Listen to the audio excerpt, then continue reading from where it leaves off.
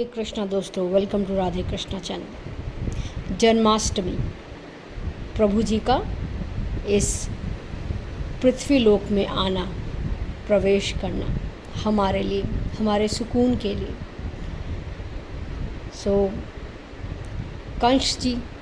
कंस महाराज बहुत क्रूर राजा थे, लेकिन अपनी बहन से बहुत प्यार करते थे। तो उन्होंने अपने प्रिय मित्र वासुदेव के साथ देवकी जी का विवाह करवाया।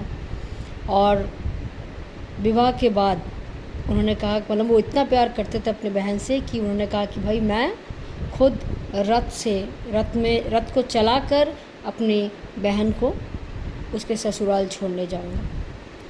तो जब देवकी वासुदेव को कंस जी लेके जा रहे थे तो आकाश से आकाशवाणी हुई कि कंस, देवकी का जो 8वां पुत्र है वो तुम्हारे विनाश का कारण होगा। कंस जी तो एकदम गुस्से में आ गए, चाहे डर के मारे हो या क्रोध में हो, एकदम गुस्से में आ गए और उन्होंने अपना तलवार उठाया और देवकी को मारने चले गए। लेकिन वासुदेव ने कहा कि भाई देवकी तो आपका प्रॉब्लम नहीं है, देवकी आपको नहीं मारने चाहती है, आपकी मौत के कारण या आपका विनाश का कारण देवकी नहीं, उनका 8वां पुत्र है। तो मैं वचन देता हूँ कि हमारे जितने भी पुत्र होंगे 8 तक, हम आपको सब सौंप देंगे। जैसे पुत्र होगा हम आपको सौंप देंगे। तो कंस ने पहले कहा ठीक है भाई, लेकिन फिर इनसिक्योरिटी शुरू हो गई। तो उन्होंने कहा कि नहीं, तुमको हमारे कैद खाने में ही रहना पड़ेगा ताकि मैं तुम्हारे ऊपर नज़र रख सकूं। तो पहला बच्चा हुआ, कंस ने लिया, उसको समाप्त कर दिया। दूसरा आया, तीसरा आया, चौथा आया, करते करते जब 7वां बच्चा आया वो थे हमारे बलराम। तो माया के कारण बलराम जी को देवकी के गर्भ से निकालकर रोहिणी माँ के गर्भ में डाल दिया, जिसे हम आज कहते हैं ना सेरोगेसी, राइट। तो अब हो गया वो मिसकैरेज, मतलब रावण को अब समझ में नहीं आया कि उसको 7वां माने या ना माने, क्योंकि बच्चे गर्भ में ही एक्सचेंज हो चुके थे। फिर आए 8वां, हमारे कृष्ण जी। तो जब कृष्ण जी का जन्म हुआ, बहुत अद्भुत तरीके से हुआ, क्योंकि वो प्रभु हैं हमारे। तो कृष्ण जी का जब जन्म हुआ तो उन्होंने वासुदेव को बोला, आज्ञा दी कि आपको हमें नंद बाबा के वहाँ छोड़ के आना है। तो वासुदेव जी ने कहा कि मैं तो बेड़िया हैं, इतने सारे गार्ड्स हैं, मैं कैसे लेके जाऊँ। और कंस को अगर भनक भी लग गई कि आपका जन्म हो चुका है तो वो तो आपको छोड़ेंगे नहीं, अपनी पूरी जान लगा देंगे, तो मैं आपको कैसे बचाऊँ। तो प्रभु ने कहा कि आपको उनकी फ़िक्र करने की ज़रूरत नहीं है, आप हमें यमुना मैया को पार करके नंद बाबा के पास पहुंचा देना है, और नंद बाबा के वहाँ एक बच्ची हुई है उसको साथ में लेके आ जाना है। तो जैसे ही उन्होंने कहा कि ठीक है, तथास्तु, आज्ञा का पालन शुरू किया।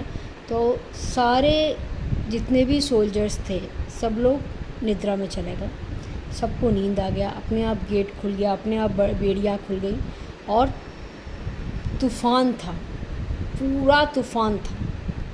इतनी बारिश, इतना तूफ़ान हो रहा था कि बच्चे की आवाज़ कोई नहीं सुन सकता, क्योंकि बच्चा जब जन्मेगा तब तो आवाज़ होगा, तो उसकी आवाज़ कोई नहीं सुन पाया। वासुदेव जी ने उनको एक टोकरी में रखा, मैया ने देखा, देख के दे दिया।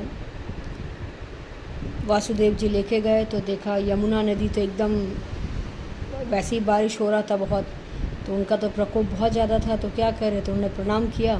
तो यमुना मैया ने देखा, रहे हमारे तो प्रभु जी हैं, प्रभु जी के चरण किस तरह छुए। तो उन्होंने अपने आप को 2 भागों में भाग कर दिया, ताकि वासुदेव जी पैदल चल के जा सकें। तो वासुदेव जी जैसे जाने लगे तो हल्का सा, ताकि प्रभु जी का चरण, प्रभु जी की सेवा कर सके मैया, तो यमुना मैया ने उनके चरण धोए। फिर यमुना नदी क्रॉस करके जब वासुदेव जी गए, नंद महाराज वहाँ पे बाहर ही वेट कर रहे थे, बाहर ही अपेक्षा कर रहे थे कि वो कब आएंगे, और उन्होंने अपना बच्ची को दिया और कन्हैया को ले लिया। फिर जैसे वासुदेव जी वापस यू टर्न मार के सब चले गए, बच्चा पहुंच गया, सब कुछ अपने आप जैसे पहले था वैसे हो चुका था, सबकी नींद खुल गई। और जो बच्ची थी वो थी माया रानी, माया योग माया। उन्होंने अपना रोना शुरू किया तो कंस को बच्चे की आवाज़ सुनाई दी, तो कंस आया, मारने लगा कि यही तो 8वां है। तो जैसे देखा तो कि ये तो लड़की है। तो उनकी बहन ने बोला कि भैया ये तो लड़की है, लड़का तो नहीं है, ये कैसे आपको मारेगी, आप प्लीज़ छोड़ दीजिए। लेकिन कंस तो डरा हुआ था, क्रोध में था, तो नहीं, लड़का हो लड़की हो मारना है। तो जैसे वो उठा के पटकने गए तो योग माया जी एकदम प्रकट हो गई। उन्होंने कहा कि जो तुम्हारा विनाश करने आने वाला था वो आ चुका है, अब तुम्हें कोई नहीं बचा सकता।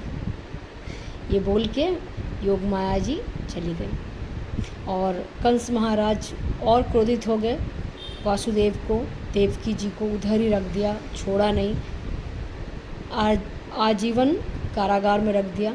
जब तक कृष्ण को ढूंढूंगा नहीं, मारूंगा नहीं, मेरा ये जो संकट है टलेगा नहीं, मैं किसी को कहीं छोड़ नहीं सकता।